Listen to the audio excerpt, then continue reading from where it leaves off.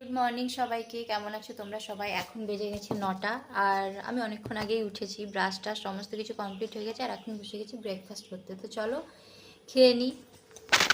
আমি সকালবেলায় নিয়ে বসে গেছি হচ্ছে এটা ফ্যানে ভাতে, সমস্ত রকম সবজি দিয়ে মা করেছে। আর এখানে আবার আলু কুমড়ো দিয়ে একটা তরকারি। তো এটাই আমি ব্রেকফাস্ট করবো, চলো খেয়ে নিই। তো খাওয়া দাওয়া কমপ্লিট করে দেখো আমি বাইরে এসেছি। এখানে দেখলাম যে অনেকগুলো লঙ্কা হয়েছে, তো ভাবলাম এগুলো তুলে নিই, নাহলে যা বৃষ্টি হচ্ছে না সব এমনিই ঝরে যাবে, নষ্ট হবে। তার থেকে তুলে নেওয়াই বেটার মনে হলো। তাই এখানে আমি দেখে শুনে তুলছিলাম। অনেকগুলো ছোট ছোটও ছিল, সেগুলো বাদ দিয়েছি। যেগুলো মানে তোলার মতন হয়েছিল শুধুমাত্র সেগুলোই তুলেছি।